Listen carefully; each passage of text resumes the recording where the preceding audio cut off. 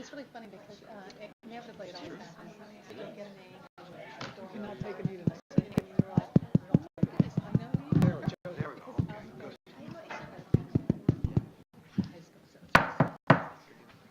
good. Good evening. Welcome to the study session of September for the Board of Education. The board met at 6:30 and executive session talk about personnel matters.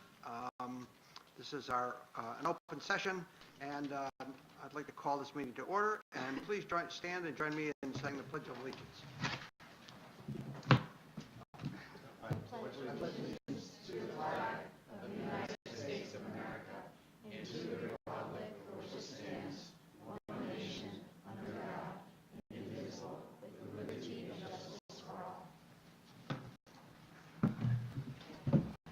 I just want it noted that the board all stood. Good, all stood. We did not hear.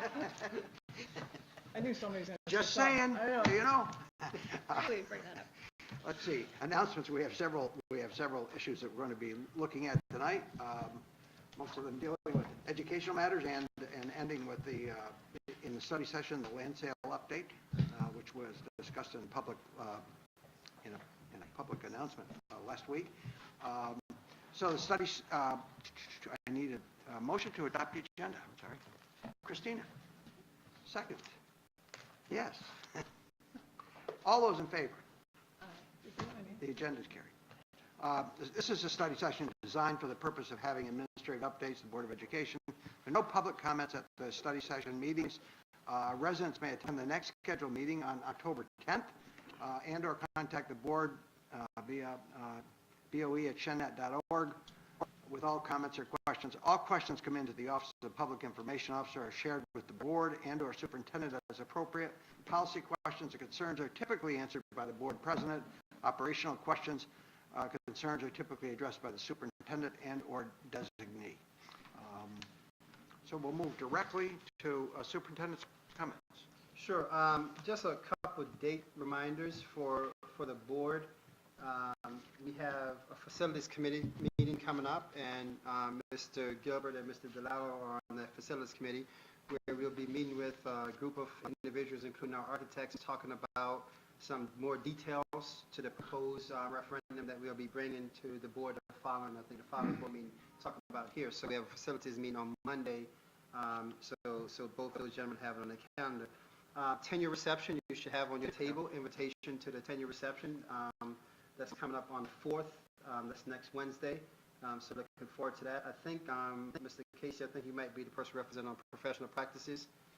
We have a professional practices meeting. One, we have, I forgot who was the board rep on that. Oh, Mrs. Hoffman, you are? Yes. Okay. Mrs. Hoffman, the professional practice. This is one? our first one.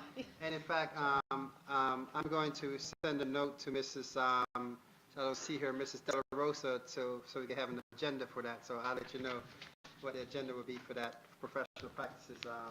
When is that? Next Thursday, the 5th. Also, some fun things. Homecoming is coming up, and I'm sure that our Cameron may even mention that. But Spirit Rally is coming up, so we're looking forward to that. I'll leave that up to Cameron so you have something to talk about later on. So Spirit Rally is coming up next Friday, so come out and show your spirit at 1 o'clock. Looking forward to that event.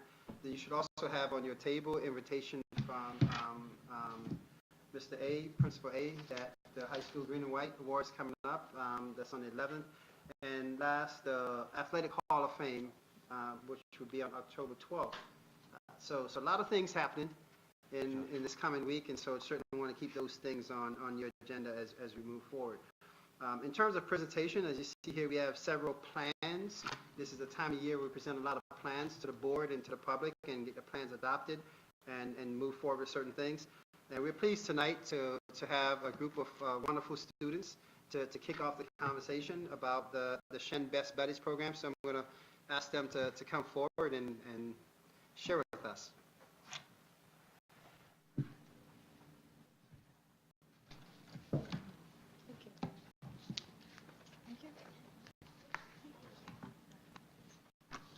Thank you.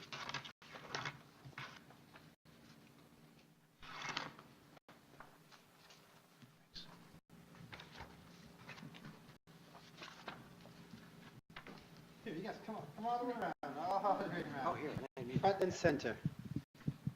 There's no hiding. And the mic's pretty sensitive, so you don't have to hold it. Okay. Hi, thank you. Yeah. Thank you for having us. I'm Emma Paradise. I'm a senior at Shenendehowa High School, and I'm the president of Best Buddies. I'm Amy Warman. I'm a sophomore, and I'm the activities coordinator. I'm Bradley Sevilla. I'm a senior, and I'm the vice president of Best Buddies. I'm Kate Bartoletti. I'm a sophomore, and I'm the secretary of Best Buddies. I'm Samuel Freeman, sophomore. So these are our officers for the school year. Our advisors couldn't be here tonight, but they are Ms. Danforth and Mr. Ryder. What is Best Buddies? Best Buddies is an international organization that creates friendships, jobs, and leadership opportunities for people with intellectual and developmental disabilities. As active participants, we all try to create more inclusive environments to make everyone equal, and we believe showing the abilities, not the disabilities, of an individual.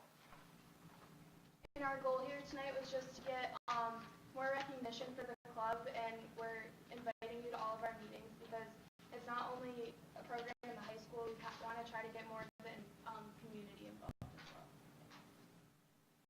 So our numbers at Shen, last year we had 149 members in our club. We had 30 active peer buddy matches, which means it's a typical student matched with a student with special needs. So we had 30 of those, and then we had 89 associate members. So those are people that just decided that they wanted to come to the club, and they just came to our chapter meetings, but they couldn't commit to having a friendship. And yesterday we had our first chapter meeting, and we had over 175 members. So our numbers are really Awesome. That's really awesome. So these are some pictures. We have the Best Buddies prom. It was at the Hilton Garden Inn in Troy, and this isn't just for Shen, it's for all high schools in this area that have that have Best Buddies. So the Friendship Walk is when all the chapters of upstate New York come together, and it raises awareness and funds to support people with IBD.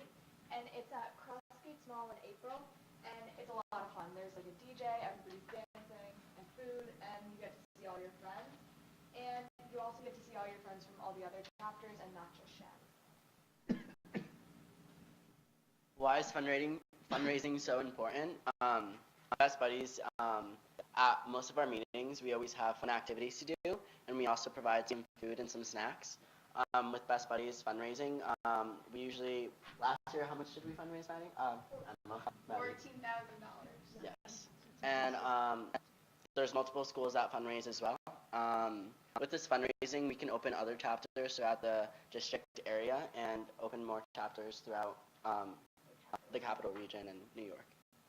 So because we were able to raise over $14,000 last year, we worked with our Best Buddies program manager, and we were able to open up the capital region's first ever elementary school chapter this year, and it's at Tasago. My mom's actually a special education teacher, and she's getting that started. So that's really exciting to say that Shenendehowa is the first school district to have elementary school Best Buddies. So these are pictures from our walk last year. It's a lot of fun. People that aren't even involved in Best Buddies come out to Crossgates Mall in April just to walk, and we get tons of sponsors. And last year the Shen football team came. So my goal this year is to get as many sports teams as I can to fundraise and come because it's a really great school event. And our fundraising also was able to send me, Brad, and Anna, who's not here tonight, to Best Buddies Leadership Conference. So in July, we went to Indiana University for a weekend with leaders from all over the world, like Puerto Rico, China, literally everywhere. Everywhere. And we were able to learn how to become better leaders and talk about problems we have with our chapters and like what we can do to make things better, fun activities. And this is one of the highlights of my summer. Every summer, I was lucky enough to go the past 2 years. So we also won an award, the National Pace Setter, for raising so much money. And this is a picture from the leadership conference. These are our friends from other schools. These are some more pictures. There's Brad and Jen at our Christmas party. at prom, and then we did a photo shoot with colors. So our meetings can be found we post on all of these social media websites. On Flickr, we post all of the pictures from our meetings. Yesterday we had a selfie scavenger hunt around the high school, so we're trying to get all of our members to send us pictures from that so we can post on Flickr. Facebook I'm going to try to use more, but we mainly use Instagram and Twitter to announce our meetings, and all of our meeting dates are in the packet. So Zach, can you tell us what you like about Best Buddies? I do. Why do you like Best Buddies? I like everybody's everything. Everything about it. Awesome. And so Brad and Zach are buddies. Yeah, we're buddies, and we hang out at meetings, and on the car ride here, we were actually jamming out to Kanye West, and that's his favorite singer, and he also has a best friend. His name is Ian. Yeah. He's my best friend. Yeah. And TJ, John, and Ian. What's your favorite basketball team? Baseball team. Or basketball? What's your favorite college? What's around your neck? Is Syracuse. All right, cute. All right. Is my brother goes. That's where you're from. Wow. So that's it. Thank Yeah. you. Great job, you guys.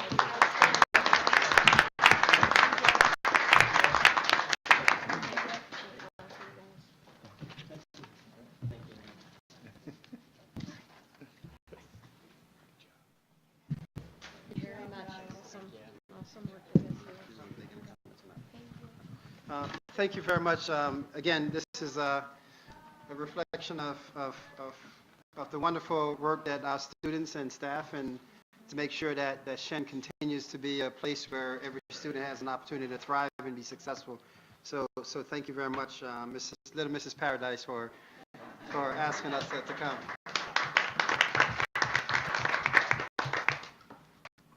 And certainly, by the way, I'm going to get that on my calendar to your friendship ball and your walk, so you have a new person there, so thank you.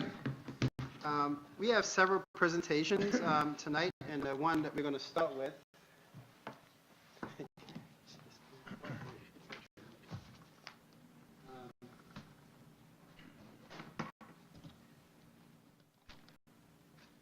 so we've been, last year, actually the past couple of years, we've been working very hard on the Shen Shop. And so last year we unveiled the Shen Shop, and not what we expected the outcome to be.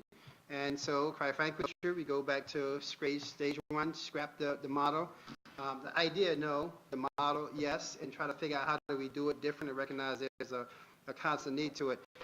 Kelly has committed a lot of time, not only technical time, but time researching other places to see how other places sell apparel, and this is more of a college phenomenon than a high school phenomenon. Now you're starting to have places starting to get into it a little bit more, particularly as online shopping has become much more dominant in the marketplace. And so what we're going to walk through a little bit tonight, and certainly Kelly could chime in as we go through the process, is what we're hoping to transition to with the Shen Shop. But the first piece I wanted to talk about is the fact that you heard the students that talk about Shen winning a national award, for example, for the Best Buddies program. The Shan Brand is a popular brand. And it's kind of weird for us to think about that because we're not a retail business, so we're not selling something. But our reputation sells, and people capitalize on Shen, the name, the brand, the logo, all the time. And so some years ago, we've been thinking about trademarking for a while, but we never really had a structure for why we would use the trademarking. The board passed a policy with certain logos and certain colors, and so there's a specific color in the policy. There's a whole very, very, very specific process that goes to it. And so we did all that in anticipation at some point we're going to try to get a much more legal trademarking or branding, if you will, of this piece of it. So we've been working with an attorney whose specialty, in fact, we spoke to Norma Meacham, who all the board members know, say, Norma, do you know anyone out there? And we also spoke to Catherine McCarry. Do you guys know anyone out there? And they both kind of pointed back to the same person. Happened to be an attorney that's also in the same firm that Norma Meacham does, and that's all he does. And so it's perfect. So why not go to the person that's all the person does?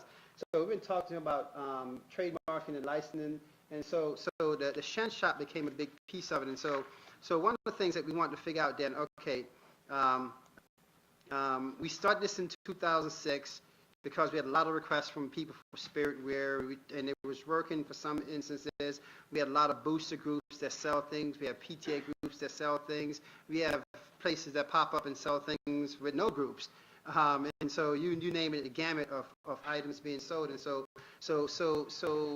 we sort of figure out, okay, how do we have something then that's a little bit meatier, but yet provide more flexibility to the end users, as well as more flexibility in terms of how we capture more potential vendors to participate in it. The process we had last year, we went out on the RFP. We had a single vendor from the RFP. And that was probably a little bit too limited because of concerns about pricing for some groups and the contractual stipulations. So not what we wanted to work out to be. And so that's why we scrapped it. So the first thing we had to do with this was the trademarking. And the three logos, if you will, that we're going to register with the New York State Department of Division for Corporations, and you see here State Records and Uniform Commercial Code, are the seal that we created with the Caroline bells, the Shen plainsman, the combination of the three pieces here, and then the combination of the Shenendehowa pieces as well. And so basically, we haven't started that process. The process takes about 5 weeks. It's a legal process. We have to submit paperwork. It has to get approved and those pieces. And so the trademarking piece becomes important. It's not only important for the Shen shop, but it's important in general that we have a board policy that said these are logos, but beyond board policy, there's no legal authority behind that piece, so to speak. And certainly nowadays, where trademark can become a big piece of it. So we're in the process now of looking at the official logo, the Shen piece of it, and trying to go through the process of getting the trademarking, which is a big piece of the process. Even Shen shop are not something that we need to do as a system. The second piece of this then talks about if we go to a Shen shop, a licensing piece, because one of the things, if you think about most colleges now, and I use the example, I could kind of go back to the example of Brown. When I was at Brown, you go to the bookstore, you could buy Brown University thing, but the only place that you could buy Brown University with official seal was at the bookstore. I could walk down Thayer Street, and there's 1,000 places that sell stuff that says Brown, but none of them could sell it with the seal. And which is the irony. So if you wanted just a cheap Brown T-shirt, you go down to the Army Navy store and you get a cheap Brown that says Brown. You even say Brown University, because the word university isn't trademarked, the word Brown isn't trademarked. But when you put the combination of that with the logo, now it's become a trademark thing. And so that's one side of it. So then you have people who are licensed dealers to sell your trademark product. And so that's why we had to do the trademark first. Who are the licensed people to sell this? And so part of this approach then is to say, how do we get a licensing agreement? And the licensing agreement, we're going to say, guess what?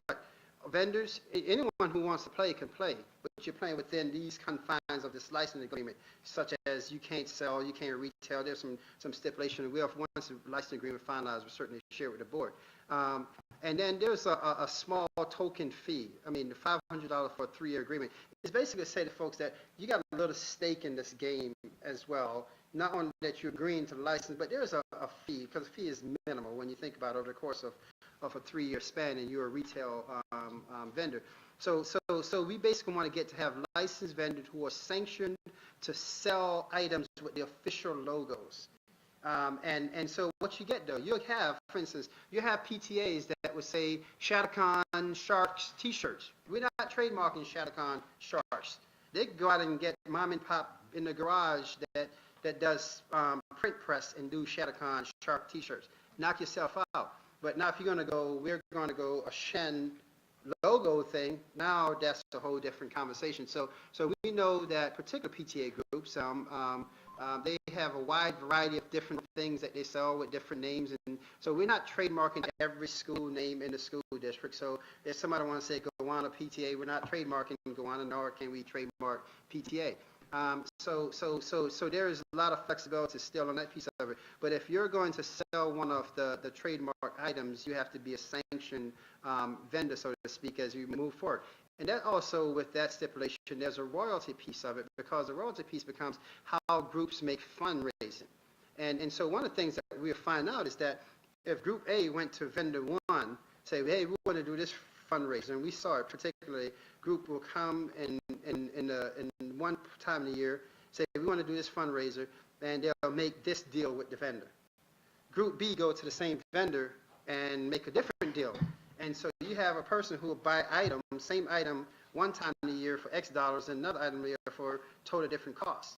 And it's because of the deals that people were making with the different person, or not making, with the different vendors. And so what we're trying to do is get all that out of it and look at the 8% royalty. So when we have organizations that are school-sanctioned organizations that are looking to use the school-sanctioned logos with an authorized vendor, all the guesswork is out of it. So we don't have sports boosters and all these people trying to negotiate their own deals or different deals and all stuff. So there's a consistency to that piece of it as well. So the license piece runs with that piece of it, as well as the license allow, and again, I'm not going to say any name, but Sports Apparel Z, who sell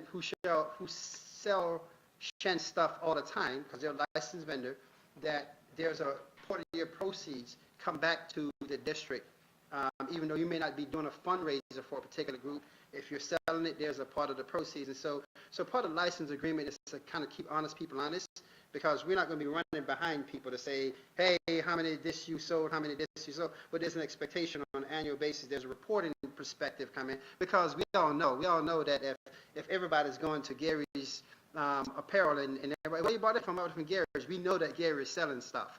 So at some point, when Gary, who's an authorized vendor, come back, Gary should be saying, yeah, this is kind of what I sold this year, and here's a proceeds piece of it. So there's a trust, but yeah, there's a legal piece at the same time, but we're not going to police, because that's not our intent to do those kind of things as we move forward, because Gary may want to, quite frankly, in 3 years, want to re-up his agreement, and if there was a question that we thought Gary was not doing the right thing, you know what, we say, sorry, Gary, you weren't playing fair last time, so we're not sure if we want to continue with this vendor agreement as we move forward. The beauty of this is all this will be then advertised on the online Shen shop.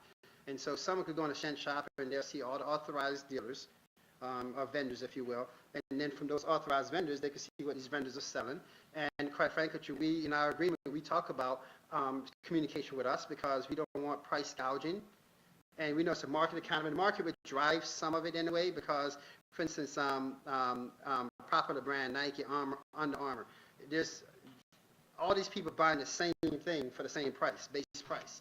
It's just a matter of how much they're jacking it up for their own overhead or those kind of things, because the base price is the same. The reason why we know, because we're working on if you want to say a deal right now with a big vendor, because we're big enough that we can buy stuff directly from the vendor. So we know how they function. All these dealers do the same thing. They're buying at base price. It's just a matter of what's the price markup they want to put on some of those products. So we have some sense of that, and knowing that, okay, when people are fair, but you're going to price yourself out of the market anyway, because people get a chance to look at several multiple vendors on the online shop as we move forward. So that's where the licensing piece, it kind of opens the game a little bit more, so we have more people who wants to participate. And if you think your stuff is good, if you think your price point is good, that's fine. It doesn't prevent organizations from, for instance, last year we had, I think it was one of the classes, wanted to do a particular class shirt, and they wanted to have a certain design, and I don't care, you can have whatever design you want, as long as you're not, now if you start saying, well, we want to have one of the official logos on it, then we need to have a different conversation with that vendor in terms of what those things are. So it allows the flexibility for those things to happen, as well as the more formal piece of it. If you're an authorized vendor selling something with one of the authorized logo on it, then that's where it comes into play. And it helps us with everything from I'm going to use PTA as a community group to sports boosters as a pseudo internal group, in terms of where people usually buy apparel, to the John Q who just wants to go online and buy something and not associated with any of those groups. I just want to buy something and knowing that I'm going to authorized list of vendors, that there's some vetting by the district for who those vendors are and things that we do as well. So that's where we kind of going. Yes, sir. Ask you a question on this. So both those tick marks that start licensed vendors. So licensed vendors can enter an agreement with a school sanctioned group to use the logo. And then the next one will be allowed to sell items with the official logo, as above, directly to consumers in line with a royalty to the district. Is that to the district? To the district as a district. So the schools, what about the school sanctioned group? They royalties go to them as they're part of their Oh, fundraising. that's right. Yeah. So the 8% is going back to them. Yeah, as their Right, that was fundraising. one of my questions. Yeah. Thanks, Bill. Yeah, so the only time the district sees it is if again, Gary's Apparel, and Gary is working with Todd Lacrosse Booster to do a special pop-up store during lacrosse season. And so Todd knows, because Todd's saying, okay, this is our big fundraiser piece, we're working with you, blah, blah, blah, we're going to push all our parents towards this piece or whatever, this is our chosen vendor, whatever. And so now the lacrosse, their fundraiser is going to there for that special piece.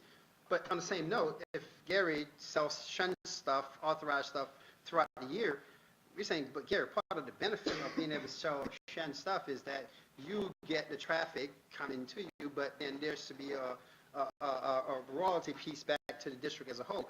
And we don't, again, I don't want anyone, certainly the public, don't think that this is designed to be a huge moneymaker for the district. That process is more so keeping honest people honest.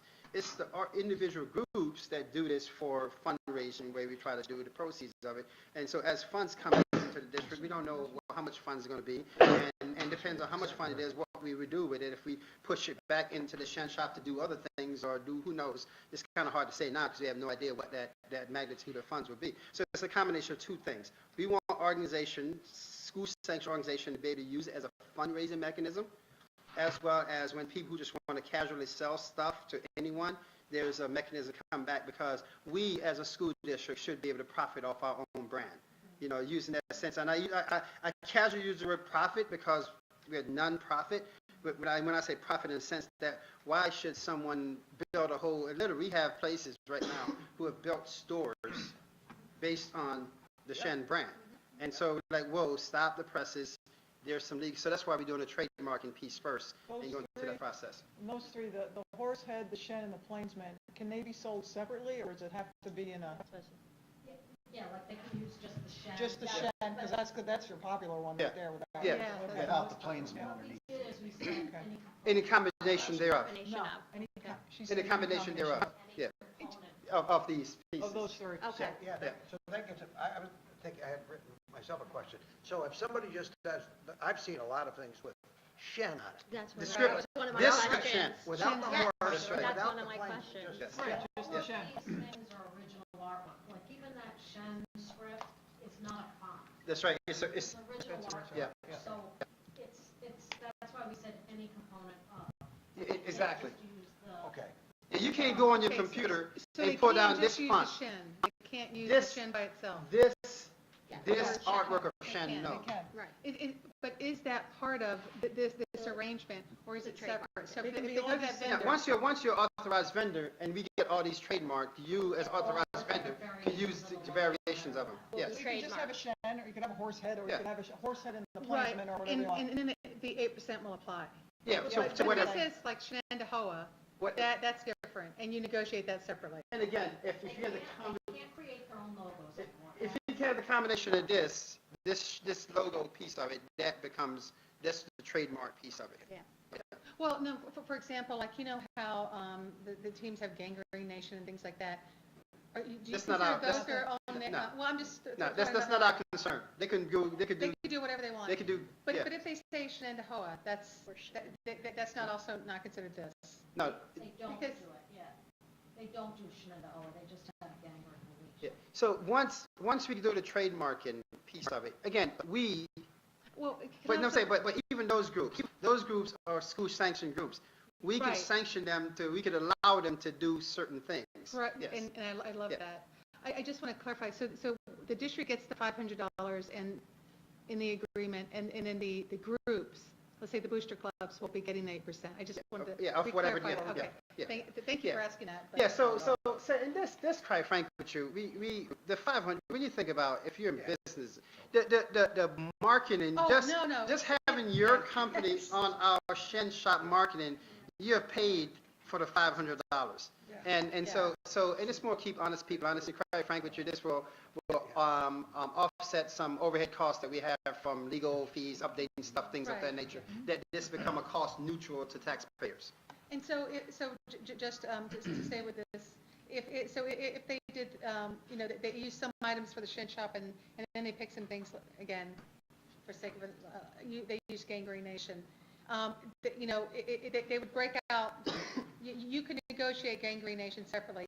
It could still be part of the same invoice, but they're going to track what they. And again, one of the things that we won't get into with all the groups is that level of micromanagement. That's why the contract language that says that, okay, what we won't get into that, but on the same note, we don't want, just because the president of this particular booth is not a savvy negotiator, getting raked over the coal by some vendor because this person who was late for the meeting and got appointed president, and all of a sudden say, oh, by the way, you put this fundraiser together, so we don't want that neither. So that's why we're very thoughtful, and so kind of speaks to the next step, and just kind of, because one of the next step things that we want to do, kind of laid out in a twofold, that one, we're going to go through communication feedback piece of it. So we want to meet with some of the vendors. And, one of the things that we heard from people like, well, we didn't have a chance to play last time the RFP was out. Well, the RFP was out on the streets for a long time. And sometimes people don't notice things until it's not there.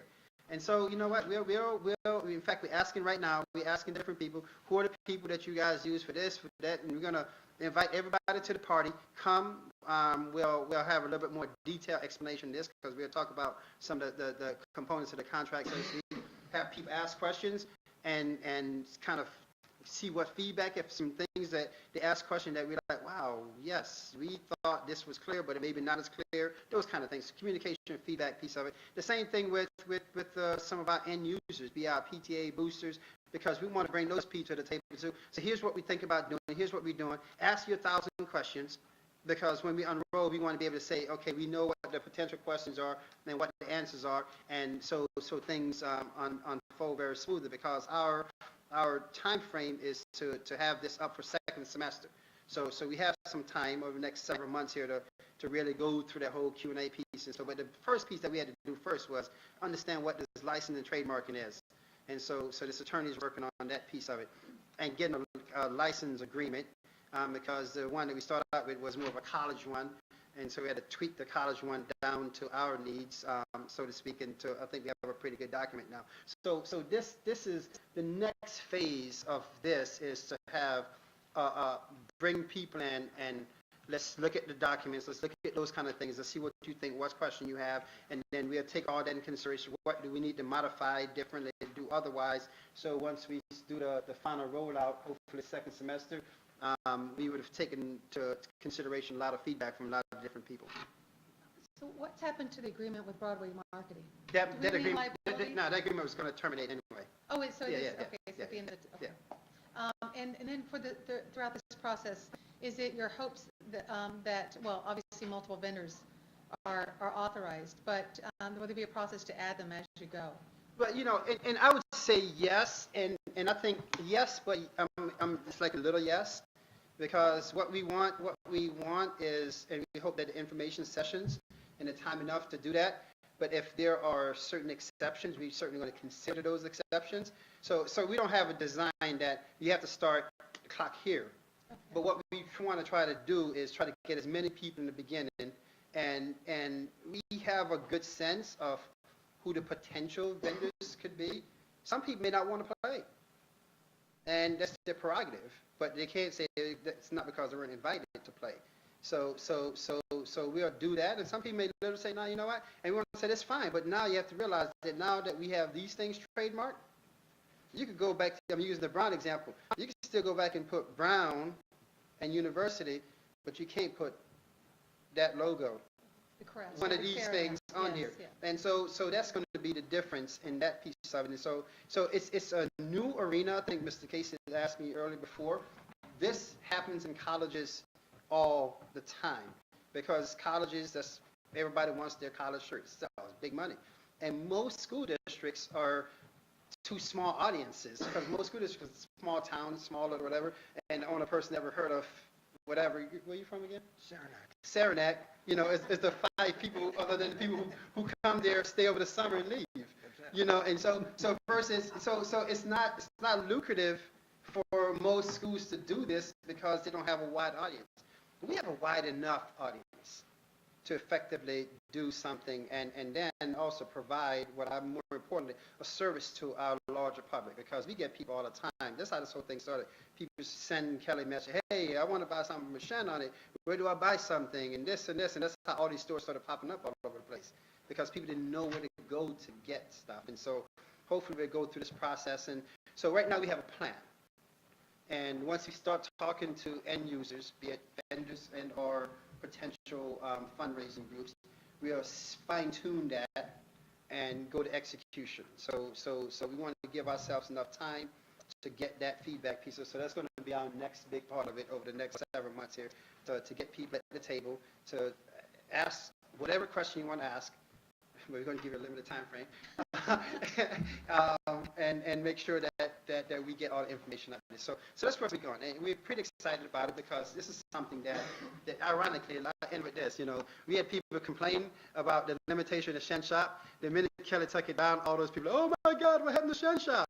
It happened to Shen Shop because you guys complained more about it, so we had to do something different. So it's fine. So we know that there's an interest out there for the things that we do as we move forward. So that's Shen Shop. Good, thank you. Thank you. Yep. So I'll switch gears here, and as Dr. Wood and Mr. McDermott is Ken. He didn't know he was coming forward, but he's here. I'm gonna ride his bike up. Oh, I'm so sorry.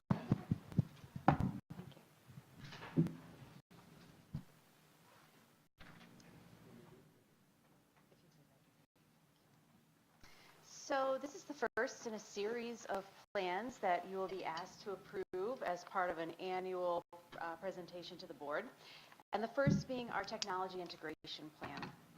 We have a major focus on quality, and I'm going to underline the word quality technology integration in the school district. This is not just integrating technology for the sake of technology. It's where technology has the potential to transform the learning experience for students. That's really been our focus. And this year, we actually worked on revising the entire format of the technology plan, and I will give Ken a lot of credit. I know he pulled some very late nights and early mornings reconfiguring it. This summer, several of us had the opportunity to attend a national conference, which was actually hosted right here at Orangen in Shenendehowa. We had a Future Ready conference. And somehow somebody contacted Dr. Robinson, and he had heard great things about this conference, and we said, sure, we'd be happy to host. It turned out to be one of the really top quality professional development opportunities, not just for our Shenendehowa team, but for teams from really across the local area, but teams coming from, you know, really the other side of the country as well. And while we were there, it was a great opportunity to talk about the Future Ready concepts, which really center on, and it resonated so well with us in Shenendehowa because Dr. Robinson has been talking for years and years about future-proofing our system. And it was a great kind of big picture view about quality technology integration. And that is not just let's take a device and let's put it in front of students. It's the big picture that focuses on quality teaching and learning in schools. And so we use that technology, or excuse me, that Future Ready framework as the overview for our technology integration plan. So you can see the 7 gears that are identified. They're listed on the bullet points down the left-hand side. Those are the gears for a district to be considered future ready. So there's curriculum and instruction. We're going to come back to that. How we use time and space. How flexible are we? How's our infrastructure? How are we doing in terms of are we ready? We could roll these out, but if we didn't have infrastructure ready to go, it would just be a huge point of frustration for us. What are we doing in terms of data and privacy? An extremely important conversation in terms of technology. What are our community partnerships? Where are we working beyond Shenendehowa and connecting with with the community. And I don't want to forget to mention, just even on our website, we actually went through and we had to do a self-assessment on all of these areas. And we scored really well on many, many, many. The area that needs the greatest amount of time and attention, which you're going to hear as we roll forward, is the curriculum instruction and assessment component of it. But interestingly enough, in terms of the community partnerships, John Bullington, one of our lead teachers for technology, had already posted on our website a map of free Wi-Fi in the community. And he's already done this legwork to think about how, if parents don't have reliable Wi-Fi in their home, when students go home, and when they take their Chromebook home, they can work offline and it can sync when they come back into school, and that's fine. But if they really want to be in a collaborative environment, it's like, how do we collaborate with the larger community? Where are places that students can go after hours to make sure that if they really want to be working in real time, that that's even an option? Personalized professional learning. How are we supporting our staff so that they are ready to go and roll forward with this?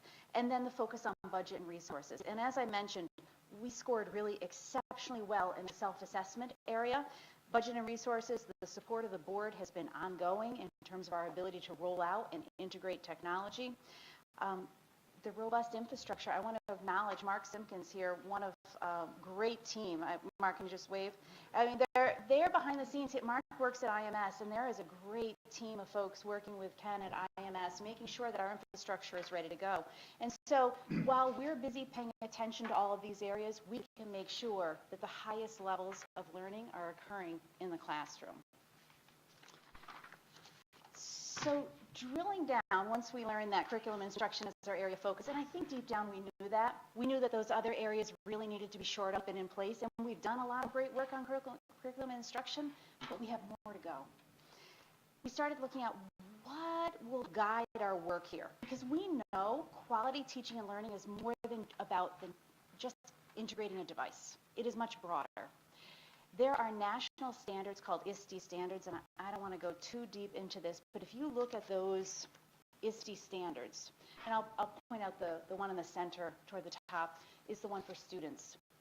A quality teaching and learning experience for students means that our students are empowered learners, they're digital citizens, they're knowledge constructors, they're innovators, they're creative communicators, they have global understanding, and some of those times, the best way to do that is to integrate a device.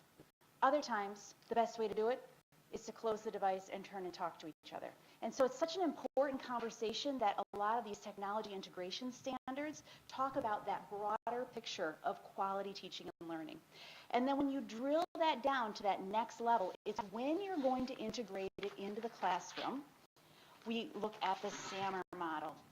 And so when the teacher has decided, now it's time, now we're going to integrate, this is the right place, what are the levels of integration?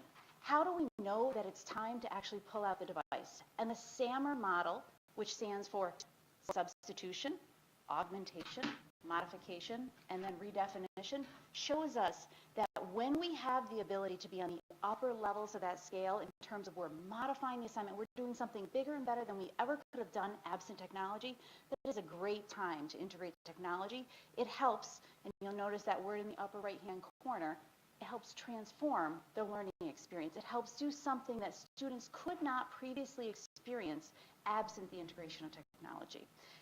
We have been working in terms of curriculum instruction as we roll out the devices, having teachers coming in and planning curriculum from the lens of how am I modifying or redefining so that they truly have a lens of what that top level integration looks like. And it's also a great reminder about when we're going to be doing other things in the classroom. So this work really pairs very nicely with what have been our long-term goals, which is the consistent integration of technology, steady pace across the district. I'm pleased that we have worked toward that one-to-one environment in grades 6 through 8, that we have Chromebook care centers to help both staff and students at the secondary level, that this is the first year we consistently have devices in every elementary classroom, elementary homeroom, without teachers having to apply for those devices, because we're getting to the point where it makes sense and you can transform learning. That's how students learn at the very best. I'll tell you, I would be lost as a learner absent my devices. That is what we do. When we have questions, it's not the only place you can turn, but it's a pretty reliable place that we can put a lot of different information together, synthesize it, and come up with a whole different level of understanding as a result. We're really excited about the opportunities that this presents as we move forward. And another really important part of this is the ongoing professional development, and that's professional development for all of us. It's for our classroom teachers. We're talking now, in fact, I have a meeting Friday morning about how we're going to help support some of our classroom aides who are in there. Like, how can they understand how to support students working with the devices? We have the technology integration coach that we brought on at the middle school. We have our lead teachers for technology. You know, we're learning alongside teachers. It's actually a very exciting time. That's our technology integration plan. And DIDIC is going to be, DIDIC is our District Instructional Technology Integration Committee. DIDIC is going to be doing much more in terms of exploring these concepts throughout the year. Any questions about technology? So this kind of looks like a rubric to be. In other words, what's on the green would be the far right. Is there any thoughts about, you know, again, in future years, as we evaluate teachers themselves, and once this technology is in place, are you going to really sit down with the teacher during an evaluation, or the academic administrator say, okay, are you really redefining or modifying, or are you just simply substituting? Yes, in terms of low-threat conversations at this point. And the reality is that sometimes substitution is pretty good too. If you have a highly disorganized child, the idea that their notes are carefully outlined in classroom, I actually think of myself as relatively organized. I really love Google Drive because I can search for almost anything and not have to worry about where did I store that. I know I can work my way back. So there are times where substitution is good, but you're absolutely on the right track when you say, yes, we want to be having conversations about how is the learning that much more meaningful. And sometimes the best way to do that is through making sure teachers have time to come together and really think about what's the way I can work on that curricular project and enhance it. We saw a great example of that at DIDIC last year. Todd, maybe you were there. Tiana, maybe you were there when we did it. No. We were last year. It was in June, and we had a teacher who came, and she shared what would have been the old-fashioned timeline on paper, but it was embedded video clips along the timeline. It was so much more interesting, and there was so much more content that was because that teacher had moved. It wasn't just a simple substitution of a timeline, but that teacher had moved up the scale. And so we're working on how can we support teachers to do that. So let me just add to Mr. Preston's question. It's an important question. When you think about our teacher evaluation instrument we use now, and we all joke about a level 4. If you look at all the domains, a 4 is when kids are independent learners, when the environment is engaging. And so what this is a complement to all of that. And it's an important point that Dr. Wood mentioned, that technology integration isn't another thing that we do out here. It's how do we use this to create this very engaging environment where, like you said, sometimes the instrument is in fact closed and sometimes it's open, but it's that piece where that personalization and learning takes place because kids become much more independent as learners. And so we evaluate that now based upon the current tools that we provide to our teachers. And as our tools enhance, and that's why the PD piece becomes so important, there is an expectation that if we have better tools, we should be able to do a better job. I mean, and but the onus is on us as a system to ensure that we want to equip our teachers not only the physical tools, but also the skill sets. And that's why, you know, the SAMR piece gives a sense of what does it mean to integrate? Am I just really enhancing? So there's a lot of work, and that's where a lot of the work this year is going to be done. And so when we looked at the technology plan, we say, okay, the technology plan for past years was a technology plan. It lived out there with Ken. Now, Ken lived in nice places, right? It lived out there. Versus, but yet it was a thing that we were saying that was driving instructional change. And so what this does now is bridge that gap and realize that at the end of the day, we want classrooms, and the theme for this year, and I think we first was passion, and same thing, passion, engagement, independent learning, whatever it is, excitement. We want the experience for kids to be rich. And back to end with Dr. Wood's comment, it's about quality instruction. And At the end of the day, that's what we want. We want quality instruction. It's not about how many times did a teacher use a Chromebook in this lesson, that lesson. And we're not doing ticks and check marks. We want quality experiences, and we know that kids live and learn differently in this day and age. And so subsequently, we have to teach kids the way they learn. And so pretty excited about that, and we don't want ever people to think it's a separation, one thing versus another thing. This is, in fact, how teaching and learning takes place. It wasn't really a question, it was, well, actually, I do have a question.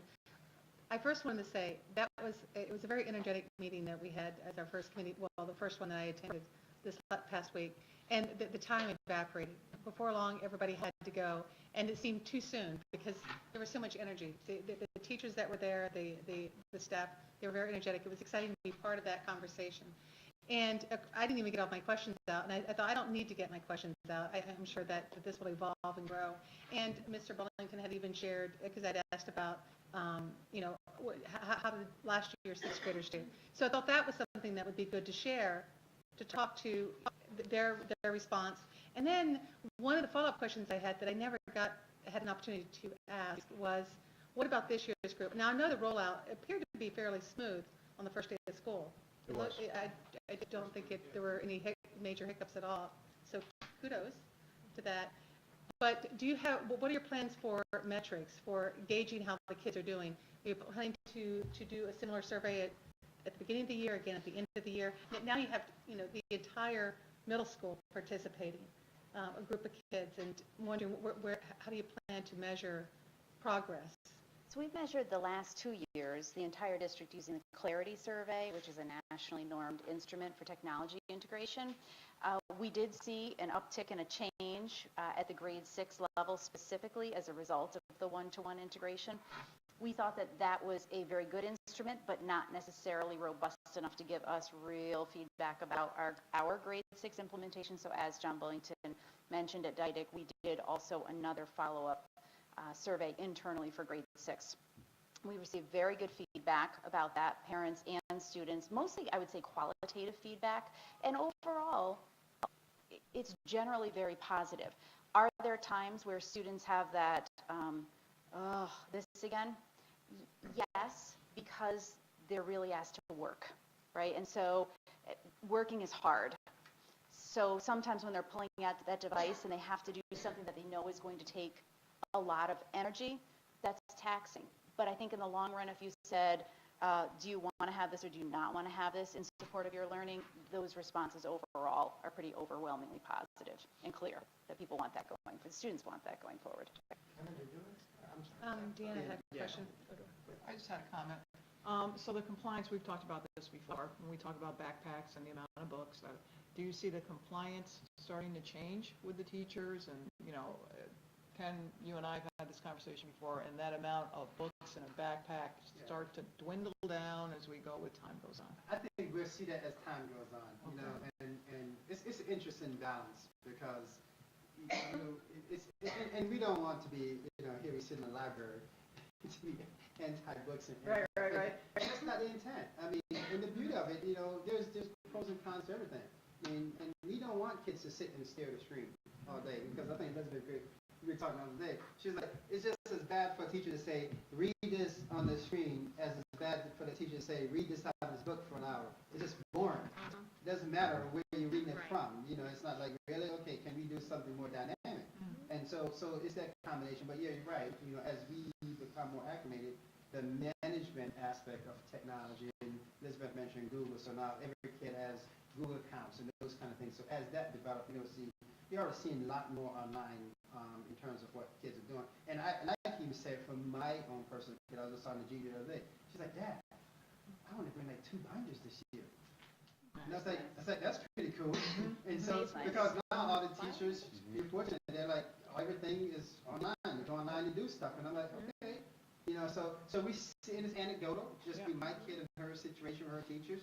But I kind of see that and thinking, but she noticed that.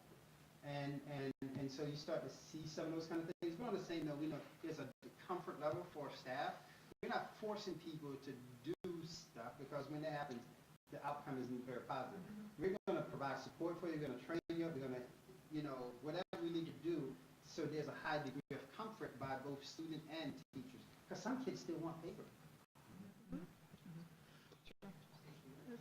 Yeah, my question, Dr. Wood, is I know we talk about technology integration and we talk about the actual hardware, the devices, but are we also looking at state-of-the-art different softwares, especially for our special needs students, and making sure we're on top of that as well? I know it's always, especially to make sure when, especially in co-taught classrooms too, that these kids are engaged like every other student and able to have the benefits of the. No, we'll get, Ken, at some point, get the number of software packages that we support. Yeah, no, You know, I'm curious. it's- No, I'm sure there's a lot. I'm just curious. It's more online stuff now. Right, you can more online, right, to the cloud and things. Although I think I got But we have access. three to requests it. just today from one department for online supports. Yeah, but that's what I'm saying, it could be online supports or software, but that's what I meant, any kind of, in addition to the actual device itself. And really, from my standpoint, we very much support it. It's how are we vetting these? How do we make sure that this isn't so out there that the sales rep came in and sold us, right? So how are we really thoroughly looking at it, talking about what's the implementation? How are we evaluating at the end of the year that it was used sufficiently in order to invest dollars in it? But it's interesting that it's actually the demand is so great that it's driving us to put processes in place to review even more thoroughly and in a different way our online packages, which is great because the more we move in that direction, the more we can talk about lightening the load in the backpacks as well, because there's meaningful content online that teachers know students can reliably access. And I assume too with those kinds of, whether software or cloud-based supports, also the professional development takes a key role in that because there's a lot of new ways, for them as well. Yeah. And it goes hand in hand, I understand. Yeah, Again, Mrs. it's Strand just just reminded us of that when we adopted something not too long ago, and she said, and that's all fine and good, and what is the professional development that comes with it? Because you can promise us the world, but if we don't really know how to implement all those bells and whistles, it will fall short every time. benefit the student, right? Okay. Yeah, so I think I'll say when my little brother came back from school, he's in 8th grade this year. I was really jealous when he came back with that shiny Chromebook. However, I did just have a couple of questions regarding first starting with some of the logistics for like the specifically the 4th and 5th graders, because I think when you have a keyboard and some of the programs and softwares that are used, that is some pretty kind of complicated stuff, and even in the high school, there's still a lot of the teachers are still teaching us new and added features as updates come in. Thank you. And so what typing classes are kind of brought into the curriculum and to help new students learn some of that software? Yeah, we have typing software available. We have yet to determine exactly when and where, and I can tell you, based on my conversations with folks in my position across the region and state, we're all in good company. Nobody has figured out, much like cursive or, the exact printing, the exact format, right? Because there are so many different schools of thought on it. And there isn't a tremendous body of research that says what it ought to be. So some people, I know somebody in the far back right who is very proud of the fact that he can go extremely fast like this, and will use that argument to say we probably shouldn't even be spending a whole lot of time teaching formal keyboarding. Those of us who had formal keyboarding and use it regularly tend to be strong proponents of the value of it. So we do have it. We do expose students to it. We need to spend more time. And you know what I think is going to drive that most is the amount of time students increasingly are writing on their Chromebook. And where we start seeing delays in that process, we're going to have a whole lot more interest and motivation in speeding up that process, particularly as computer-based testing comes really in every facet, every department. All right, and then just one comment regarding the high school. What plans have been made to kind of expand that Chromebook collection? I know there's desktop computers that I don't think were mentioned, and I can pretty much go anywhere in the school and log on to an available computer. But just in terms of teachers having access, I think what are the plans with that Chromebook account? So glad you're interested in asking. We are very excited and planning forward for next year. We initially had thought that next year would be grades 9 and 10, and the real challenge that we're going to run into if we were to roll it out in that manner is that there are many mixed classes at High School East, where we don't have 10th grade specifically isolated. So you can see how that is going to help motivate us to really work hard to do a even broader expansion, hint, hint, next year for high school, but that comes with a lot of work, which I know Mr. Agustinoni and Mr. Gutschel and Mr. Chandler and Mr. Bullington and Mr. McDermott, the whole team of folks are starting to work with high school teachers so that they say students who've had this are coming, and even our students who are here are ready and interested. So what can we do to be prepared? Thank you very much. I appreciate it. So Dr. Wood will stay. And Mrs. Bush would join her. So I think it was 2 years ago, and the board was where we looked at professional development from the provision of and then accountability for professional development. We have some legal accountability requirements for professional development. So we kind of split the roles between Dr. Wood and Mrs. Bush. So they'll talk about that a little bit as well as overview of the PD plan. So development of the professional development plan for Shenendehowa is multifaceted and I would say very comprehensive. When we're developing the professional development plan, we're looking at what are our needs as a school district. We think about what is the role of our professional development committee in helping us to identify what the needs are and what is it that teachers are interested in having more support at what point and how. We look at what's that delivery, what's that best delivery method? Do some teachers, should we be putting out more online courses? Should we be sending supports like Gail Petrofessa, John Bullington, Anna Sugarman, who is our professional development coordinator, our new coach, Vanessa Kramer, they can go, Julie Brunetter as our elementary instructional coach. The great thing is that we have expanded our models so that we can be more flexible. You can come to the SIL and have a professional session with somebody in a formal setting, or you can say, I have this need.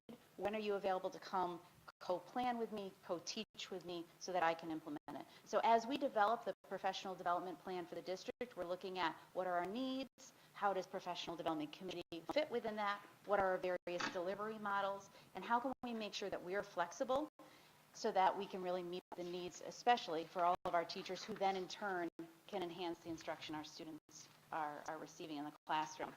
And we further look at where are our district goals and what have we identified in terms of those goals? Where can we use additional support to make sure that we're able to reach our goals?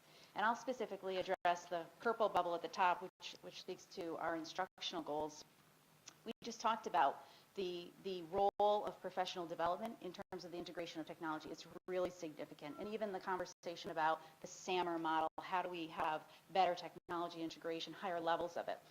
We also are offering professional development on cultural proficiency throughout the district. And this year we're really going to be leveraging the use of cultural proficiency rubrics that guide our view of what is really good practice and how can we get there.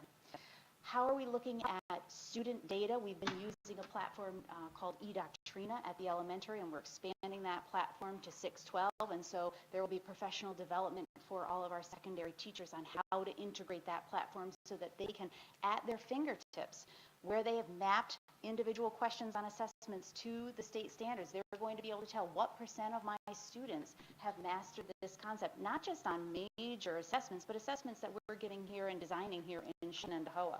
Also looking at homework and grading practices. That is not a one and done, we were done in 1 year and move forward. This is an ongoing conversation about what are the effective practices that lead to the highest levels of student learning. Writing, another major initiative this year, and that requires a lot of professional development. In fact, Anna Sugarman has worked with Kathy Sherwin, our high school AA, Kathleen Stranges, and we're really talking about how can we first start with our team of administrators so that when we're saying to the head of the math department, Carrie Peverly, or Jean Lorchin, science department, we want you integrating more writing in that discipline. How can we support you and your leadership? What does that look like? So it's really looking at professional development from all levels and making sure when we set something out as a goal, we're prepared to help deliver so that can be fully integrated in the system. Mrs. Bush? Okay. So along with that, as Dr. Robinson said, our office is focused on the accountability for professional development, and a major emphasis this year is also on the support of professional development for our support staff, to make it an inclusive environment for all of our employees to have those opportunities. So we have a professional development continuum that was developed in conjunction with Dr. Wood's office, Rebecca Hull in the finance department, and Jennifer Cornell in my office. And we're focused on two things: essential training for support staff and growth opportunities. So those are the two areas that we're going to be focusing on. Also amongst that, there are new related service providers, APPRs, and related service providers are the school librarians, the school psychologists, the counseling office, and again, Dr. Wood's office has taken the lead role on developing those APPR plans. Professional development calendars, that's an ongoing process, and if anyone out there has a one-size-fits-all solution, that'd be wonderful, because in a district our size, we have many professional development opportunities going on all the time, and tracking it as far as not offering too many opportunities on the same day relates to substitutes, but we do have it as a work in progress. The teacher mentor program was started out as a requirement of a one-year program we've had for several years. It's now a 4-year teacher induction program, and it allows opportunities for teachers that are either new to the profession or new to the Shenendehowa district to learn more about all the things that we have here at Shen. New hire onboarding is another area that we are working on with professional development, and accountability in our workflow and transition planning. And at some point, we'll probably have the opportunity to come back and give a little more information about that. But as our demographics are changing, as folks are either entering or exiting the school system, we have a real need to make sure that we have transition planning in place. Some of the other areas, budgets and resources, many of the departments have leveraged those electronic resources. Our WinCap electronic self-service employee portal for payroll vouchers. We are venturing into the Google platform in the HR and finance office, and some of the forms and things are now on Google. In the operational support side, the cleaners and custodians had the opportunities this summer to have training opportunities. I think Mr. Tortolot may have already come and spoke to you about that. That was a real positive.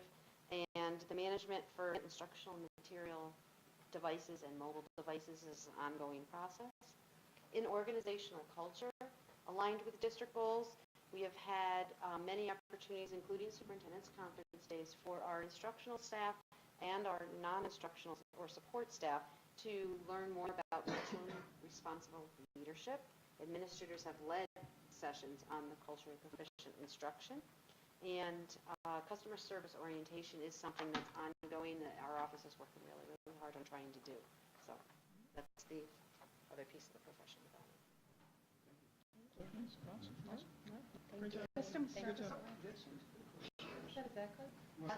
It's, we have had training videos, we have had role-playing, role modeling. What was the question? Customer sorry. service orientation.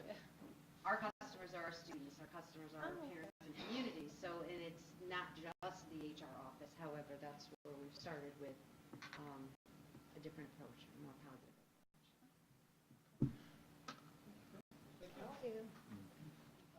And we have Mrs. Mallard, who will take us in a similar but yet different direction in terms of special education programming.